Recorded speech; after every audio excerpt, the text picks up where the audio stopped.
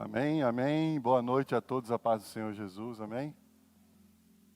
Bom, né? Poder estar aqui mais uma vez com vocês, diante da igreja. Você já viu quem está do seu lado aí? Já cumprimentou essa pessoa? A paz do Senhor, seja bem-vindo. Graças a Deus que nós estamos aqui, né? O Senhor é bom, a sua misericórdia dura para sempre. E nós temos a oportunidade de estar na casa dele novamente para ouvir aquilo que ele tem para ministrar ao nosso coração. Amém? Vou aproveitar que você está de pé. Vou pedir para você abrir a sua Bíblia aí no Evangelho de Lucas, capítulo 8. Apenas 2 versículos. Eu vou ler aqui a maioria na versão RA. Lucas, capítulo 8.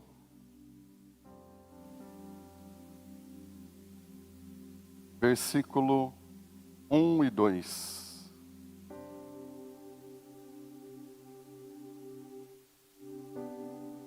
Lucas 8, 1 e 2. Enquanto você procura aí, eu queria cumprimentar também quem está nos assistindo, está nos acompanhando aí pelo nosso canal no YouTube.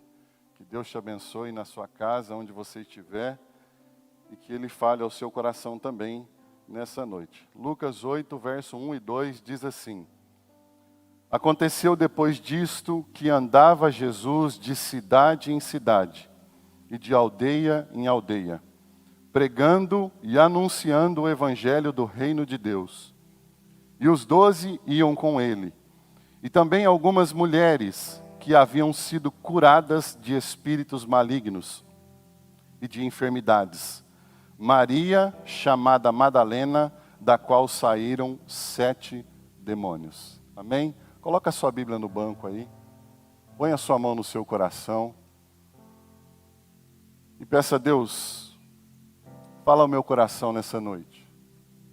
Nós estamos aqui porque nós precisamos ouvir a sua doce, gloriosa e poderosa voz.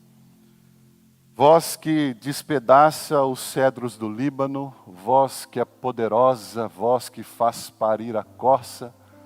Ó Deus, a sua voz que nos cura, que nos sara, que nos liberta, que nos redime, voz que nos direciona, que acalma o nosso coração, que abre a nossa mente, o nosso entendimento. Deus, fala conosco nessa noite.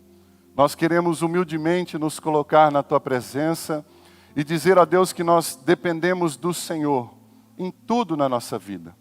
Que o Senhor nos abençoe segundo as suas ricas misericordiosas, em nome de Jesus. Amém. Amém. Pode sentar.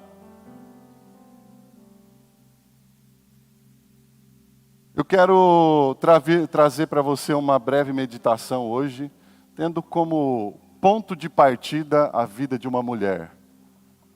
E verdade seja dita, e justiça seja feita, graças a Deus pelas nossas mulheres, né?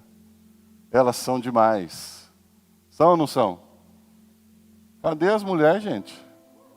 Eu estou pagando aqui um elogio para as mulheres. A coisa mais difícil é você ver um homem de púlpito encher a bola das mulheres quando fala, né? Mas não deixa de ser verdade, gente, né? Elas estão aí arrasando, elas estão detonando, elas estão abalando. E isso não é de hoje. E a palavra de Deus nos mostra muitas mulheres, as quais nós devemos olhar para a vida delas e tomar como exemplo aquilo que Deus fez na vida delas e através da vida delas. Então eu queria que você desse uma salva de palmas para essas mulheres, né? Nós tivemos aqui um evento na sexta-feira, que foi uma bênção. Né? A Anne chegou em casa contando, e vocês pensam que não, mas eu estava acompanhando tudo pelas câmeras aqui, ó, um monte de gente, mulher saindo pela janela, né? E a gente ficou sabendo que foi realmente uma bênção.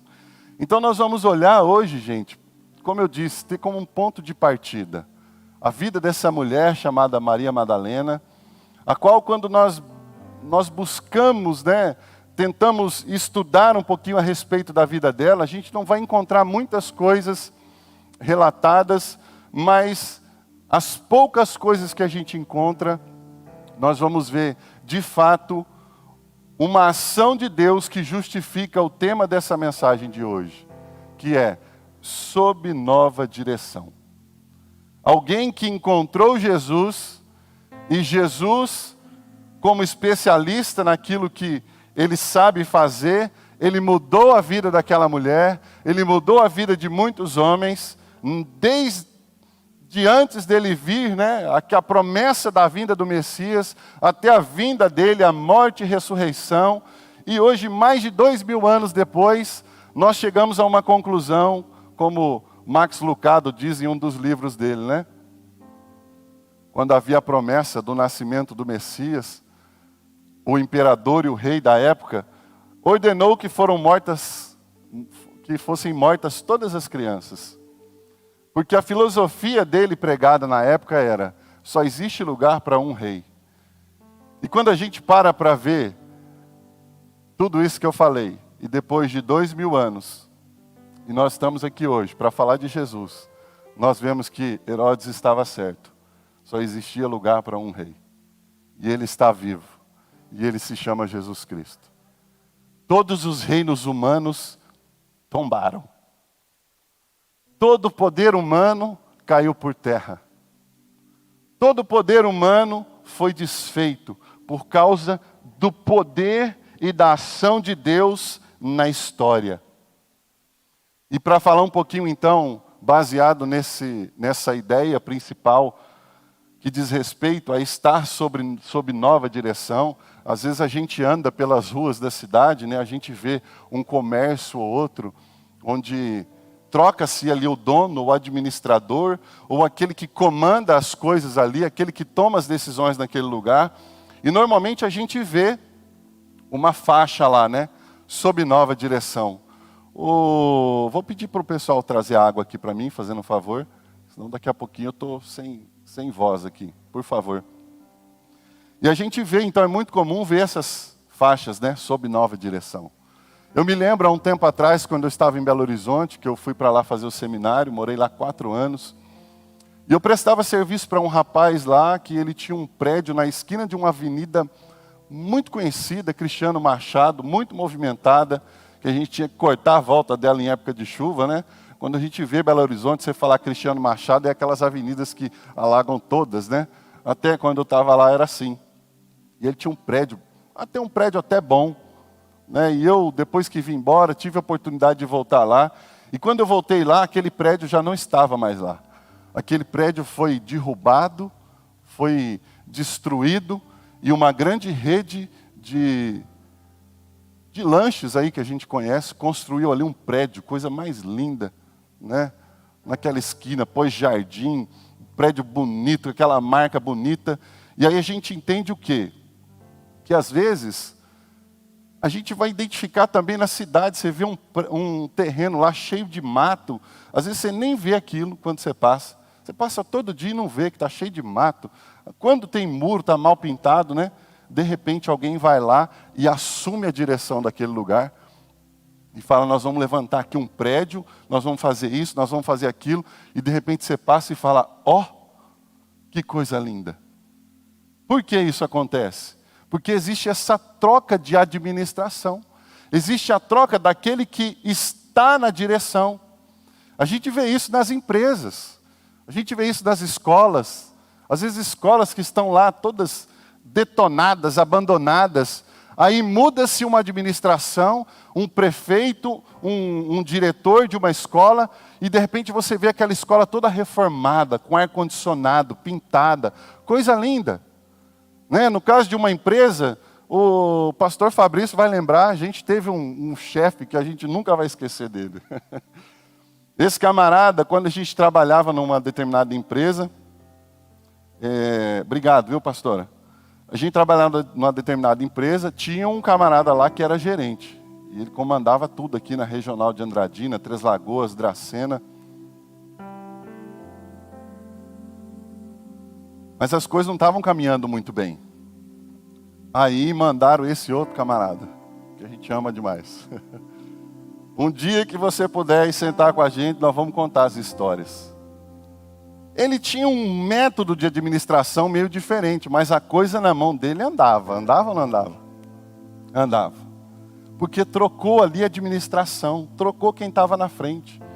Quando a gente olha para alguns programas de televisão, talvez alguns vocês até assistem, né? Discovery Channel, no History, Discovery Home and Health, e você vai ver lá, né? Do velho ao novo. Já assistiu esse programa? Hã? Você já assistiu Irmãos à Obra? Tem uns amantes aí, né? Tem o outro lá, ame-a ou deixa. Não é?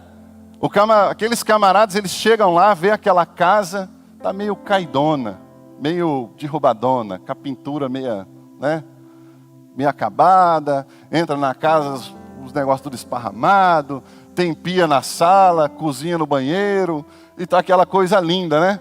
E aí aqueles camaradas chegam ali, eles entram com todo um planejamento, derrubam um monte de coisa, constrói de novo, e gente, no final fica uma coisa extraordinária. Tem um outro programa que chama O Sócio. Já assistiram O Sócio? Um camarada, um libanês que participa desse programa, ele chama Marcos Lemonis.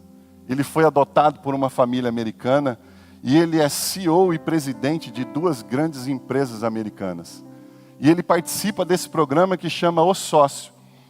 E a proposta do programa é encontrar empresas que estão em estado de falência ou em estado total de desorganização, empresas que necessitam de uma intervenção, de uma nova liderança, de uma nova direção, de um novo comando, de um renovo geral. Esse camarada, nos últimos 10 anos, ele recuperou mais de 100 empresas. Ou seja, uma média aí de 10 empresas, né, por ano. E ele chega na empresa, ele consegue olhar para aquela empresa, diante do caos, de toda a desorganização, de todo o problema, né? Entra no escritório, a dona não está lá, mas ela largou todo o faturamento da semana em cima da mesa, em dinheiro em espécie. E ele vai à loucura. Que administração é essa? Que coisa louca. Ele olha para uma marca de uma empresa e fala, essa marca não proclama o seu produto. Ele vai lá e experimenta o produto, ele fala, o seu produto tem potencial. Por que eu estou querendo dizer? Por que eu estou falando sobre isso? Porque assim é quando Jesus olha para nós. Ele olha para nós e vê um prédião derrubado. Ele olha para nós, né, quando a gente estava no mundo, ele vê alguém que quando as paredes começam a cair, tem mofo lá. E às vezes a obra dele na nossa vida, que às vezes já se iniciou, ela por um momento ela é embargada, porque ele precisa tratar algumas questões, alguns mofos, maus cheiros, ninhos de ratos que tem lá dentro. Né? E Jesus, como este homem chamado Marcos, diferente do que muita gente pensa, ele olhou para mim e para você. E talvez você que está aqui hoje, que ainda não teve um encontro com Jesus. Jesus é aquele que olha para a sua vida como este empresário olha para aquelas empresas. E a sua vida talvez está um caos, está de cabeça para baixo, né? Não tem administração, você não consegue fazer gestão da sua vida, assim como muitos de nós vivíamos assim. Mas nós encontramos com Ele. E Ele entrou na nossa vida. E Ele começou a ver tudo aquilo que estava desorganizado na nossa vida. A quantos de nós estávamos à beira da falência? Quantos de nós, no nosso emocional, no nosso psique, nos nossos relacionamentos, nós estávamos totalmente quebrados? E Jesus é aquele que vem e olha para você como um camarada que toca um instrumento, olha para um teclado, para um violão. Às vezes ele está meio desafinado, ele está desligado, mas ele vai ligar você, ele vai afinar você, e ele vai fazer com que você seja como um violão nas mãos de um excelente violinista. De um camarada que toca lá o violão. Ele vai olhar para você como ele olhou para nós e vai dizer, você tem potencial. Existe algo dentro de você que se você deixar eu entrar e acabar de derrubar essas paredes, essas barreiras, essas coisas que te impedem de prosseguir, Eu vou fazer algo novo na sua vida. Ele fez isso conosco. Assim é com a nossa vida. Assim é com a nossa alma, com as nossas emoções. Nós precisamos de alguém especialista na questão para assumir o controle da nossa vida. Nós precisamos. E eu quero fazer então uma pergunta para você. Perguntas estas que as respostas vão explicar muitas das coisas que você tem vivido. E uma delas é: quem está no comando da sua vida? Quem é que direciona você? Será que, de fato, Jesus é aquele que tem a direção da sua vida? Como aquele homem chamado Marcos, quando ele entra no projeto, a pessoa topa, e eles assinam o contrato lá, a pessoa está dizendo: Marcos, você vai assumir o controle. E eu vi vários programas onde a pessoa não queria largar o osso. Ela não sabe fazer, e ela não quer deixar quem sabe fazer. Às vezes nós fazemos assim com Jesus. Nós não sabemos, nós não enxergamos um minuto à nossa frente. Mas nós não temos, nós não somos homens ou mulheres suficientes para liberar para Ele o controle total da nossa vida. Nós precisamos refletir sobre isso. E olhando então para a vida dessa mulher chamada Maria Madalena, nós vamos identificar claramente as situações dela com situações que muitos de nós vivemos, ou talvez você esteja vivendo. E a primeira delas, nós vamos ver, o texto que eu li fala sobre isso. Fala a respeito de um aprisionamento. Fala a respeito de alguém que estava no comando, e não era um só. O texto que nós lemos fala que quando Jesus orou por aquela mulher, saíram dela 7 demônios. Então não havia ali a gestão de apenas uma pessoa, mas haviam ali 7 motivos de controle sobre a vida dela. E a gente sem Jesus, a gente não dá conta e começa a chegar um monte de coisa ruim para querer tomar conta da nossa vida. Sabe, talvez o nosso problema, meus queridos, não sejam os 7 demônios. Mas o nosso problema, aquilo que nos aprisiona, que nos impede de prosseguir, que faz com que os homens nos façam chacota conosco, que brinquem com a nossa cara, talvez seja o nosso orgulho. Talvez seja a nossa soberba. Talvez quem está no controle da sua vida seja o seu dinheiro, a sua conta bancária, a sua mulher. Talvez é a sua mulher que comanda a sua vida. Então, gente, você precisa pensar nisso. Quem é que está no controle da sua vida? É a televisão? É a Rede Globo? É a Record? É o Facebook? Como diz o Carlito Paes, ele diz que nós precisamos de mais face e menos face. Talvez o Face tomou conta da sua vida. Talvez o Instagram tomou conta da sua vida. Talvez seja um espírito de rebeldia. Talvez seja um espírito de preguiça. Talvez seja um espírito de insatisfação pessoal que tem tomado conta de você. O vazio está lá. E você luta com isso todo dia. E isso não tem deixado você progredir. E Jesus fala para você: olha, é aquele velho exemplo, né? Daqueles 2 homens que estavam em praça pública. E um batia no peito para falar assim: graças te dou que eu não sou como aquele pecador. Eu dou o meu dízimo. Ó, ele dá o dízimo. Que coisa linda. Eu faço as minhas orações. Eu estou lá todo dia diante do Senhor. Qual que era o problema daquele homem? Aquele homem vivia uma religiosidade. E a religiosidade era aquela que estava no comando da vida dele. E religiosidade não salva ninguém. Nós confundimos evangelho com religião. Em contrapartida, existia um outro homem que batia no peito e sequer tinha coragem para levantar o seu rosto. E ele dizia: Senhor, tem misericórdia de mim, porque eu sou pobre, eu sou pecador, eu sou miserável. E às vezes Jesus está falando: meu querido, deixa o seu orgulho de lado. Saia dessa situação. E nós queremos deixar o orgulho no comando da nossa vida. E não apenas essa mulher chamada Maria Madalena, né? Mas tantos outros homens nós vamos ver, estavam aprisionados. Mas uma boa notícia para nós é que eles estavam aprisionados, mas um dia Jesus entrou na vida deles. E Jesus não apenas entrou na vida deles, mas entregou uma faixa escrito para que eles colocassem na sua testa, no seu coração, na sua casa, na sua família, escrito: sob nova direção. Eu já não sou mais o mesmo.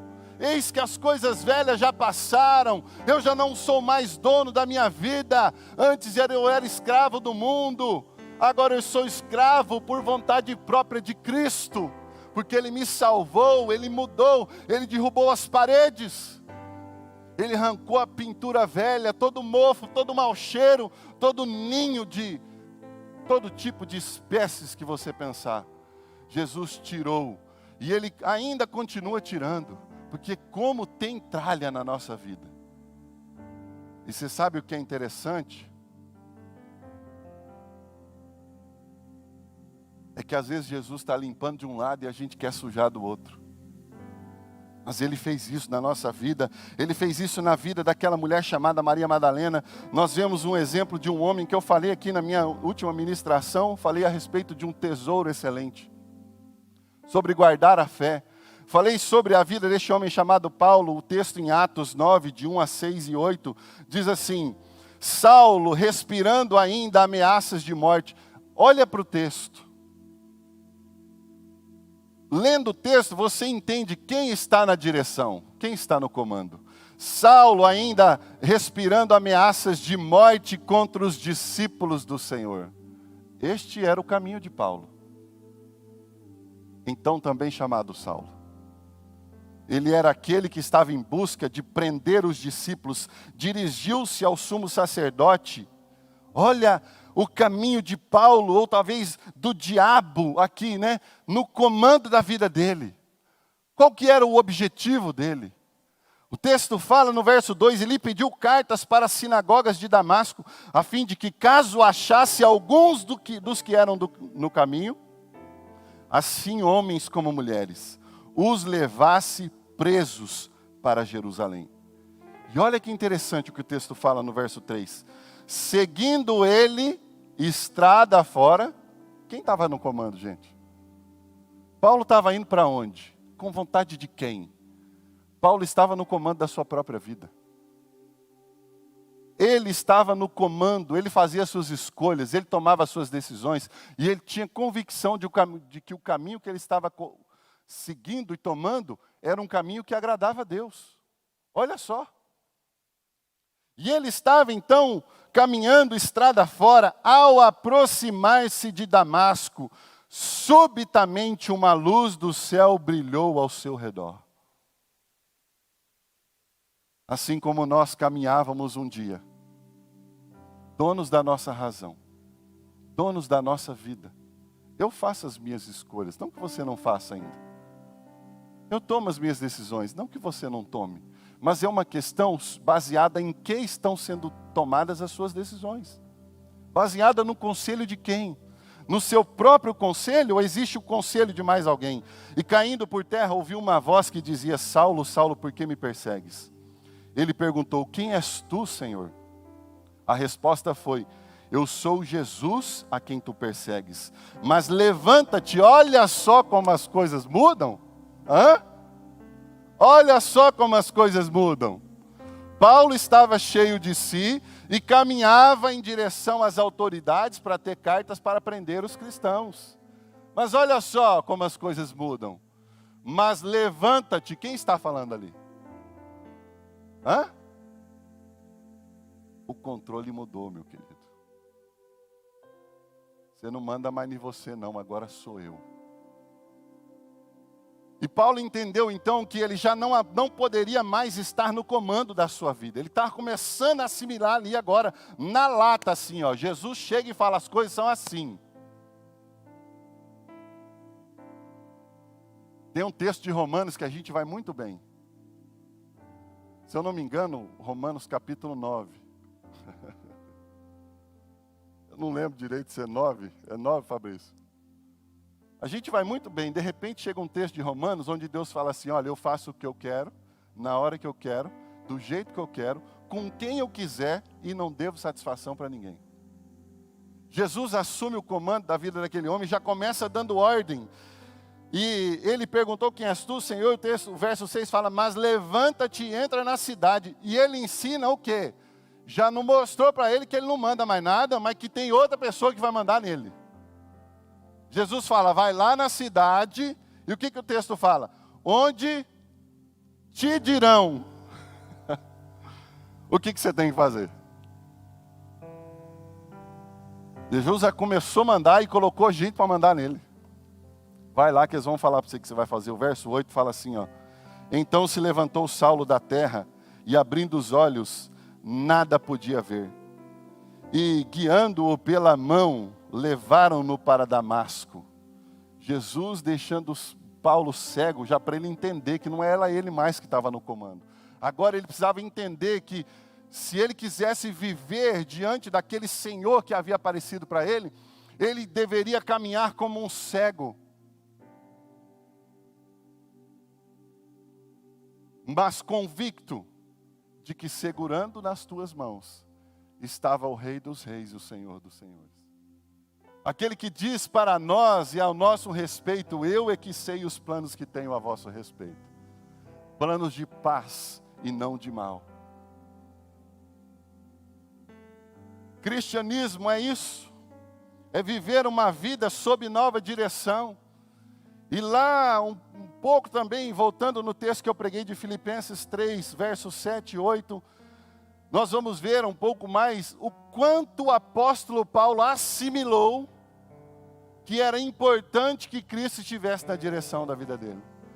Paulo vem num discurso onde ele cita todas as suas qualidades humanas, tudo aquilo que a gente tem por glória, tudo aquilo que o ser humano tem por glória. E chega no verso 7 do capítulo 3 de Filipenses, diz assim, mas o que para mim era lucro, todos os títulos, tudo aquilo que ensoberbece o coração do homem, Paulo fala, isto considerei perda por causa de Cristo. Sim, deveras considero tudo como perda por causa da sublimidade do conhecimento de Cristo Jesus, meu Senhor, por amor do qual perdi todas as coisas e as considero como refúgio. Outra tradução diz que considero como esterco, para ganhar a Cristo. E tantos outros homens, tantas mulheres e homens como Jacó também. Homens que estavam cheios de si mesmos, não no sentido de estarem se vangloriando, mas estou falando aqui de um homem que já não estava aguentando ele mesmo mais. Lá em Gênesis nós vamos entender um pouquinho a história a respeito desse homem chamado Jacó. E tem um texto que ele fala assim, Senhor, eu atravessei o rio só com um objeto na mão, e o Senhor está me fazendo voltar com riquezas, com bens, com família, com filhos. Deus ainda assim, diante daquela situação na vida daquele homem, Deus entra na vida dele, mas é justamente nesse retorno de Jacó, quando Deus manda ele voltar para a casa dos seus pais, ele chega um momento onde ele precisava de um encontro pessoal, para que Deus mostrasse para ele quem devia estar no comando da vida dele. E é interessante que diante de toda a situação, não tenho tempo para falar, ele desenvolve o problema ali de um jeito, ou a solução, onde ele divide o grupo, para que se o irmão dele viesse contra ele, pelo menos uma parte se salvasse. E ali no vale, então, depois chamado de Peniel, no Val do Jaboque, o lugar do encontro com Deus, ele passa ali as suas duas mulheres, as suas concubinas, os seus filhos, os seus bens. E o que nós vemos aqui é o seguinte, é que todos nós precisamos ter o nosso momento de encontro com Deus.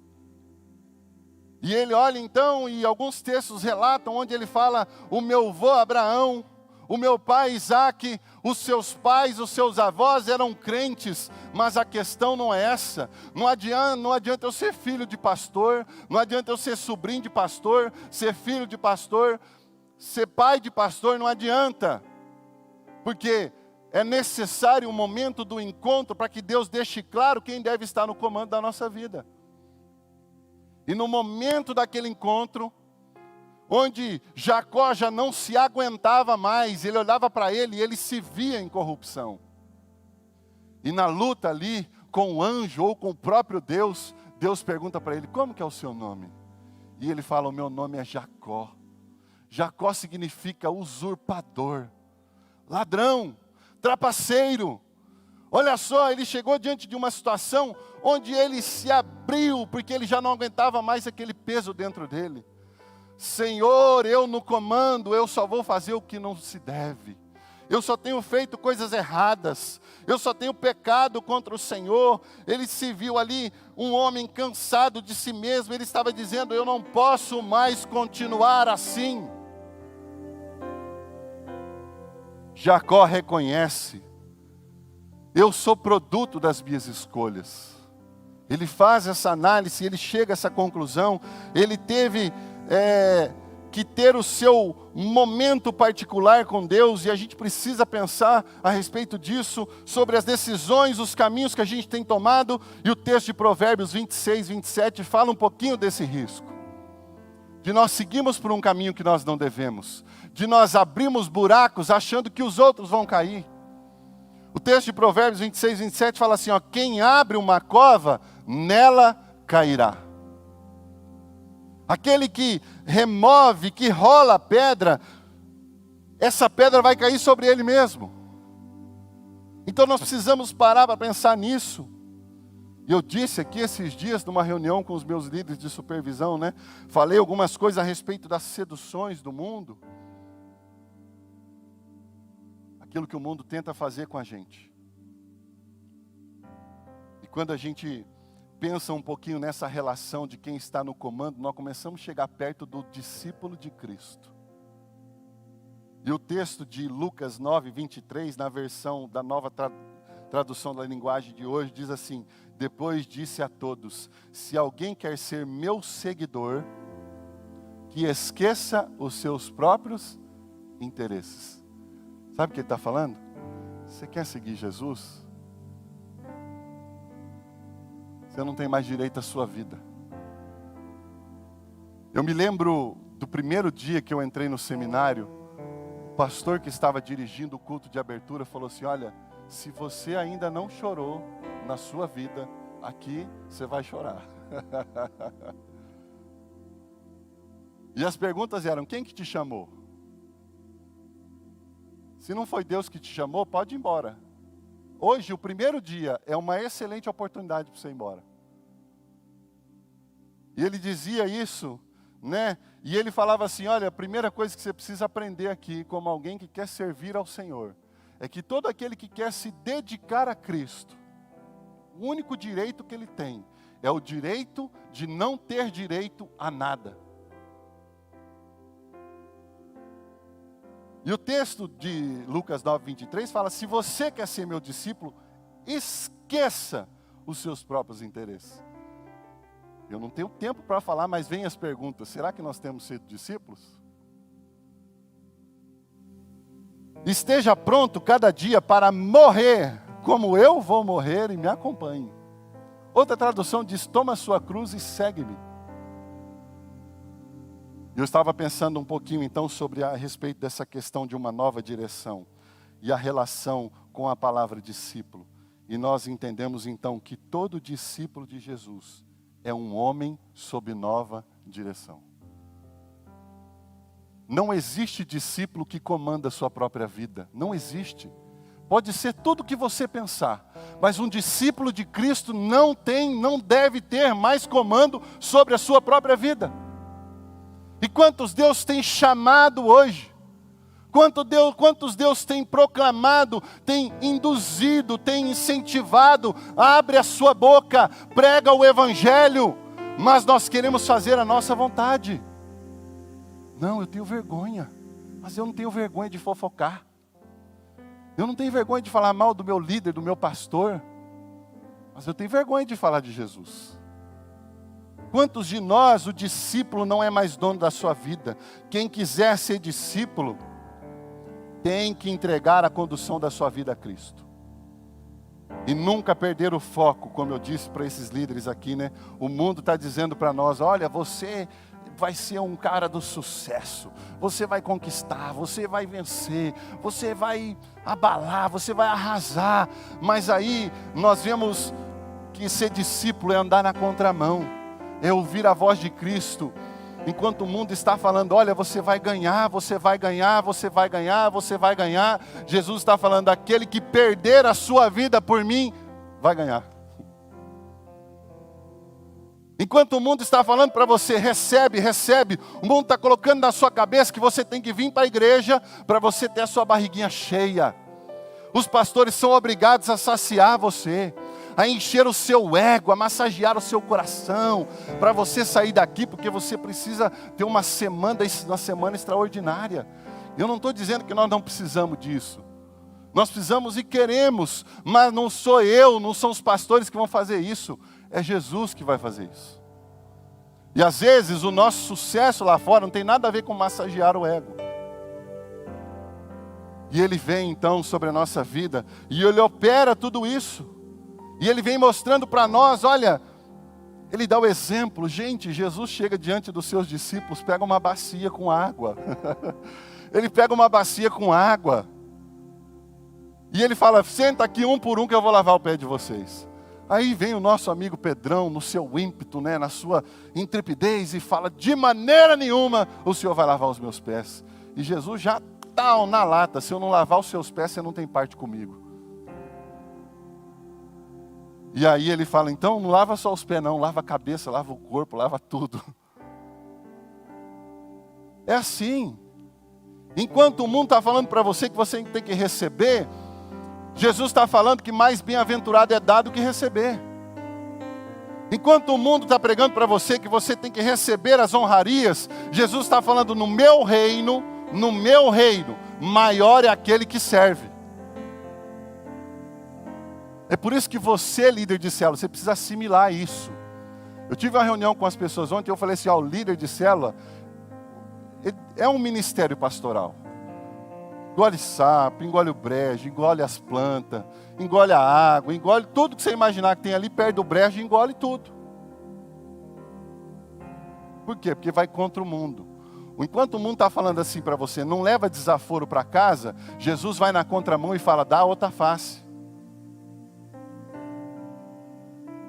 E nós vamos ver então homens e mulheres que foram impactados, né, como Jacó, Mateus 16, 25, pois quem põe os seus próprios interesses em primeiro lugar, nunca terá a vida verdadeira. Mateus 16, 25, em outra tradução, fala assim, porque aquele que quiser salvar a sua vida, perdê-la-á. Quando nós estamos sob nova direção, ou a direção de Cristo, a gente vai aprender justamente isso que eu falei, que mais bem-aventurado é dar do que receber. Que melhor é o que perde do que o que ganha. É andar na contramão. Mateus 12, 30. Jesus diz assim, quem não é por mim, é contra mim. Quem comigo não ajunta, espalha. Já já vocês vão entender por que eu estou chegando nessa parte aqui.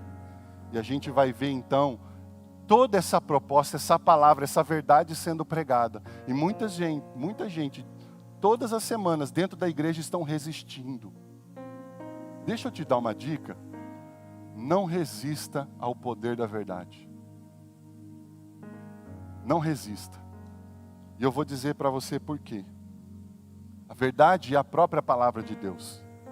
A palavra de Deus é o verbo, é a manifestação do próprio Cristo. Cristo é a palavra.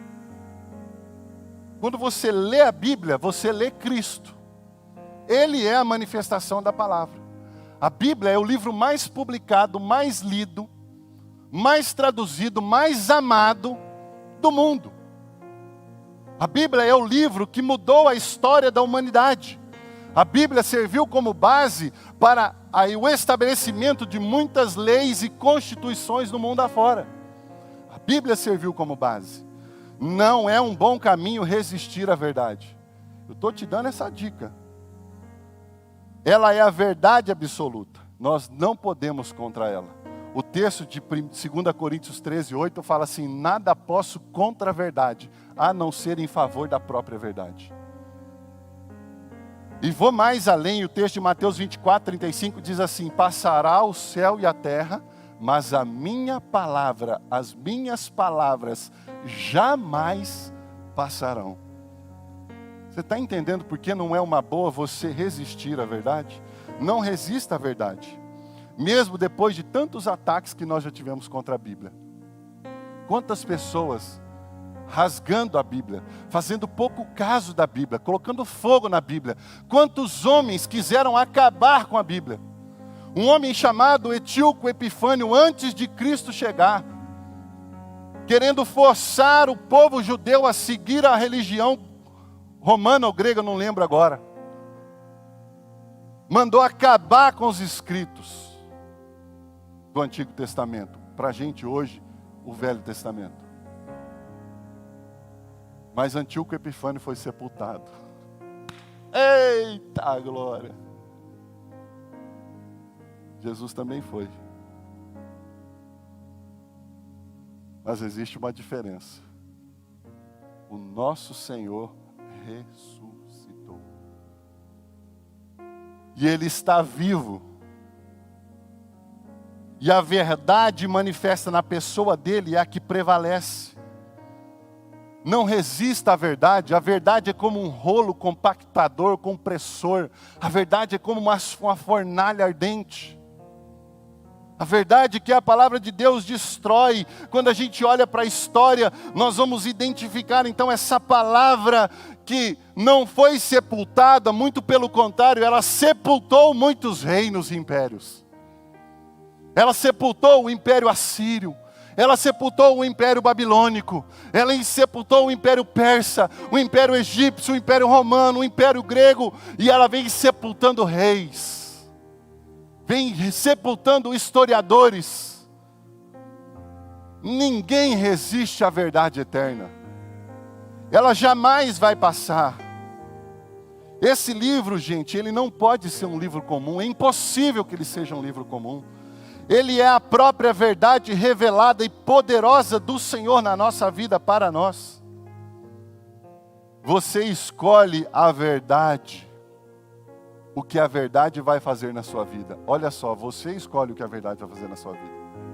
Porque o texto de Hebreus, capítulo 4, verso 12, fala que a palavra de Deus é como uma espada de 2 gumes. Sabe o que eu posso dizer para você? Haverá um dia onde essa espada vai ser por você ou contra você. E eu vou te dar outra dica. Não queira estar do lado daqueles os quais ela será contra. Essa verdade é uma verdade que transforma. Homens que eram dominados pela violência, o prazer do sangue. A gente vê testemunhos de casa de recuperação, onde alguns homens contam: pastor, o meu problema não era vício com álcool, não era vício com droga, com cocaína, com maconha. O meu problema é que eu tinha prazer em ver sangue. Eu era contratado para bater. Enquanto eu não sentia gosto de sangue na minha boca, eu não parava. Existia algo no controle da vida daquele homem. E o que estava no controle da vida dele era a violência.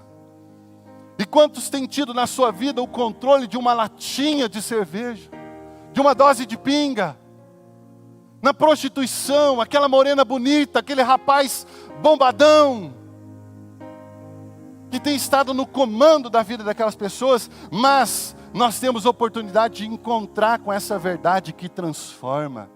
Viciados em todo tipo de pecado, que abandonaram os seus desejos mais perversos e profanos, por causa do impacto que o Evangelho causou na vida deles.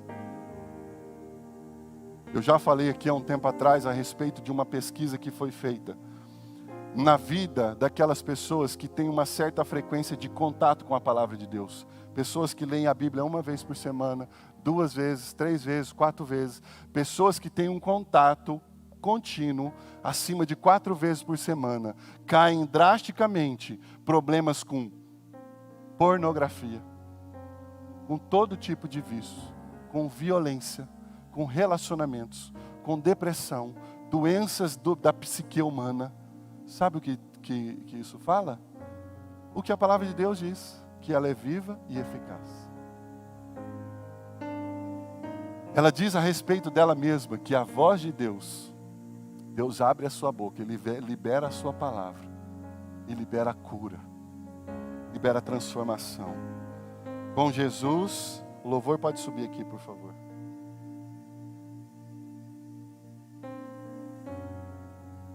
Com Jesus, aquele que se rende é o que vence. Você tem se rendido à palavra? Você tem se rendido à vontade de Deus? Sabe, às vezes a gente já até deixou Jesus assumir o controle da nossa vida. Mas por algum motivo a gente começa a tirar Jesus do banquinho da administração. E a gente começa a tomar as rédeas. Esses dias eu brinquei com uma moça da minha célula, nem sei se ela está aqui. E a gente orando por uma causa, né, para resolver uma causa. E eu falei, fulana, fique em paz. Nós entregamos isso nas mãos do Senhor, nós estamos orando, Ele está ouvindo a nossa oração e Deus vai agir. E aí ela, na sua ansiedade, na sua inquietude, começou a procurar. Procurou uma, procurou outra, procurou pastora, procurou não sei quem. Aí mandou ir no advogado, que não sei o quê. Chegou lá. O advogado falou assim, ih, filho, esquece isso aí. Não ganha não. Já perdeu. Aí veio falar para mim. Sabe o que eu falei? É bom. Toma. A gente já não falou que está na mão do Senhor? Por que é que a gente quer pegar de volta? Por que você vai tirar da mão de Jesus e vai dar do advogado? A gente já fez tudo que o cara que é especialista na área mandou. Então, às vezes, a gente começa a dar o controle da nossa vida para Jesus, mas a gente começa a querer tomar de volta. E tem um texto, gente, que eu quero falar para você parar para refletir nessa noite. Essa tomada de direção da nossa vida, sabe, às vezes ela começa a acontecer por causa da nossa ausência diária na mesa de devocional e meditação. Por causa da nossa queda de frequências nos cultos. Por causa da nossa queda de frequência nas reuniões de célula. Por causa do nosso desprezo no conselho daqueles os quais o Senhor colocou como autoridade espiritual sobre a nossa vida. Gente, boca de pai e mãe, de pastor, não vai contra não. Não vai não. Você que tem se levantado contra a liderança que Deus colocou, vai ver lá o que aconteceu com quem se levantou contra Moisés. Vai ler lá. E às vezes a gente chega na igreja, e eu tenho falado sobre isso também, a gente começa a se alimentar. Se alimentar, se alimentar. Gente, a gente vai só enchendo a pança, naturalmente a gente precisa queimar. A gente precisa dar. Jesus está falando, mais bem-aventurado é dar do que receber. A gente quer receber. A gente só quer receber, receber, receber, receber. E aí se o pastor falar alguma coisinha que não está bom. E aí a gente começa a ficar de barriga cheia do Evangelho. Olha o que esse texto de Provérbios 27, 7 fala. Quem está com o estômago cheio, a minha está na versão da Nova Linguagem de hoje, tá? Se você quiser pôr aí. Quem está com o estômago cheio, rejeita até o mel. Mas, para quem está com fome, até a comida amarga é doce. As pessoas que estão lá fora, quando você falar isso aqui de Jesus para elas vão, como um pingo d'água na língua de quem está vivendo num deserto. E sabe, às vezes a gente está dentro da igreja com um banquete do Evangelho na nossa mesa. E o que a gente está fazendo é sendo tomado por um espírito de rebeldia, por um espírito de crítica, de maledicência, de falar mal, de que nada está bom, nada está bom, nada está bom, nada está bom, nada está bom. Meu querido, vai falar para Jesus. Fala com Ele que nada está bom. A gente de barriga cheia, até o mel é ruim.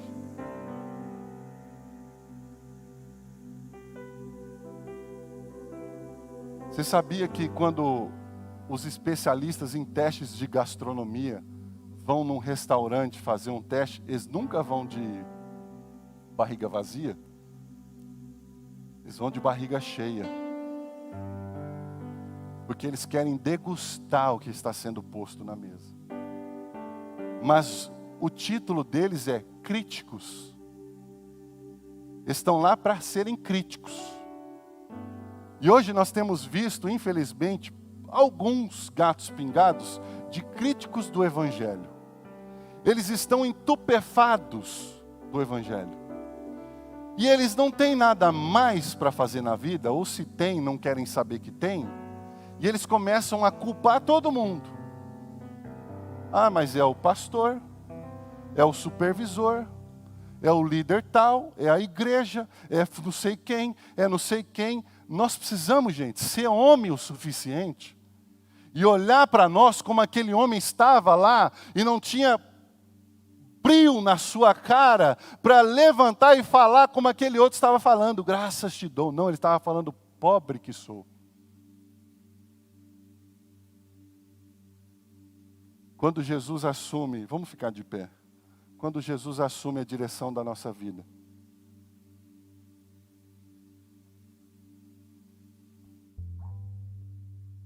nós vamos ver que aquilo que é essencial muda. E para encerrar o texto de Mateus 27, com essa mulher que nos é um exemplo, essa mulher que passava talvez vergonha, que creio eu que talvez alguns dos líderes religiosos foram chamados para resolver o problema da possessão dela e eles não deram conta. E ela era tida talvez, não sabe, talvez como uma prostituta, como uma demoniada mesmo que era, como uma louca, como alguém que agia diferente dos demais, porque existia algo que estava no comando da vida dela. Aquela mulher teve um encontro com Jesus, e a partir do momento que Jesus assumiu o controle da vida daquela mulher, a vida dela, presta atenção no que eu vou te falar, a vida dela passou a ser uma vida de devoção ao Cristo que a libertou. Se você for estudar a respeito da vida de Maria Madalena, parece que ela verdadeiramente se tornou uma discípula de Cristo. Ela abriu mão dos seus próprios interesses. Aquela mulher, gente, esteve com Jesus durante o desenvolvimento do ministério de Jesus. Ela ajudou, juntamente com outras mulheres, a suprir as necessidades de Cristo.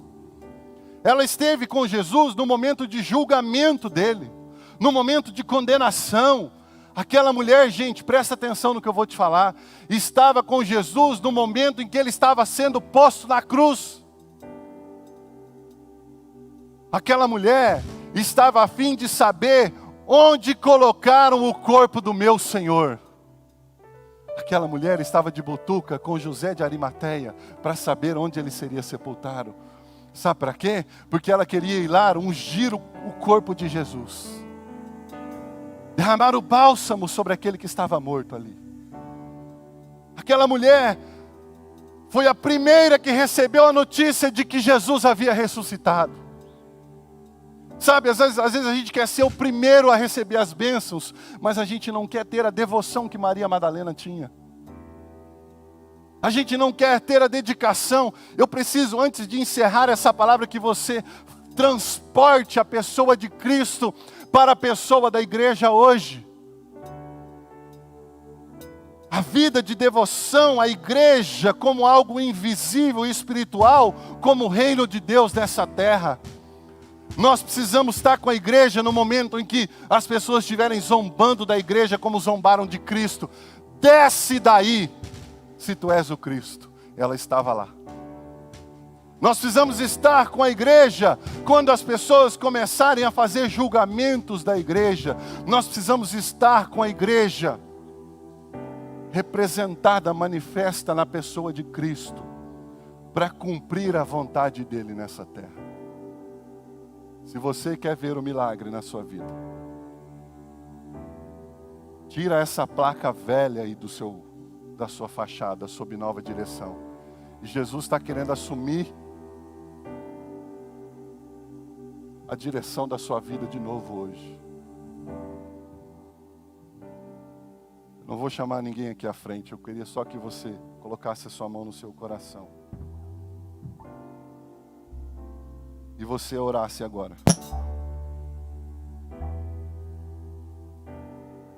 Quando Jesus assume a direção da nossa vida, nós entendemos o privilégio de servir o reino. O louvor vai tocar uma canção, e esse é um momento onde você tem de refletir a respeito da sua entrega, a respeito de quem está no controle da sua vida. Quantos Jesus tem chamado para assumir uma liderança nessa igreja, e não é de hoje. Mas alguns têm insistido em olhar para os homens. Se eu fosse olhar para os homens, eu nem pastor era. Eu não estava aqui não.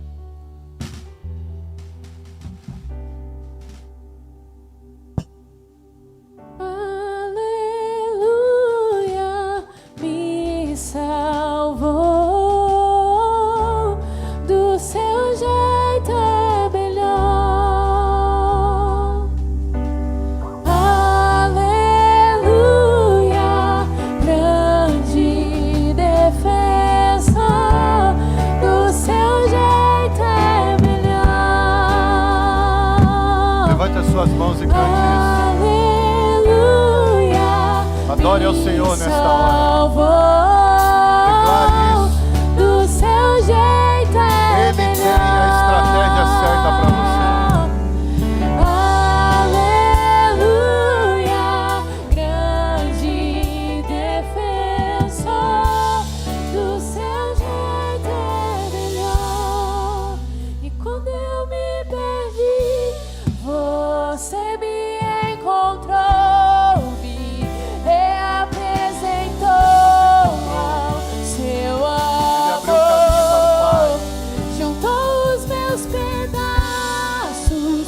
Uma reforma no nosso ser, na nossa vida, na nossa alma. Do meu coração. Declare essa canção. Aleluia. E quando eu me perdi, você me encontrou, me reapresentou ao seu amor. Juntou os meus pedaços e me fez de novo. No meu coração é defensor. Amém. Amém, Senhor. Ó Deus, graças te damos, Senhor. Muito obrigado, Senhor. Obrigado, Deus, pela tua palavra. A tua palavra, Deus, que nos confronta. A tua palavra que abre os nossos olhos. A tua palavra que nos direciona. A tua palavra que vem com amor, a Deus, a princípio parece algo um tanto quanto pesado, mas ao ruminar da tua palavra, nós vemos aquele que vive diante de nós. E não apenas diante de nós, mas operando no nosso íntimo, operando na nossa alma, nas nossas emoções, na nossa mente, ó Deus. Ó Senhor, nesta noite, que a tua igreja seja edificada e saia daqui, crendo, ó Deus, que não há esperança nos homens, que não existiu nem jamais existirá um governo humano perfeito, não existe combinação entre essas palavras, ser humano e perfeição. Ó Deus, que nós possamos orar e clamar pela vinda e o estabelecimento do teu reino, porque quando o teu reino for de fato estabelecido, haverá alguém no comando que hoje já opera nas regiões celestiais. aquele que não falha, aquele que sabe todas as coisas, aquele que para Ele não há impossíveis, aquele que conhece o nosso ontem, o nosso hoje, o nosso amanhã. Senhor, o Teu reino não é desta terra, o Teu governo não é desta terra, e nós declaramos nesta noite, nós colocamos a nossa vida à disposição do Senhor.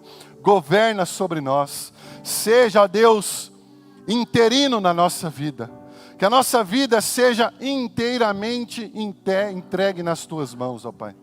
Aqueles que têm tido dúvida, que o Senhor manda embora toda dúvida.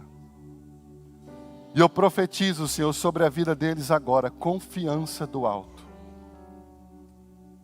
A manifestação dos dons do Espírito, fé, Senhor. Fé, Senhor, em nome de Jesus. Que caia por terra toda e qualquer incredulidade, barreira e impedimento, daqueles os quais o Senhor tem chamado nesta noite, Pai. Assim nós oramos e te agradecemos em nome de Jesus. Amém. Amém. Deus te abençoe em nome de Jesus.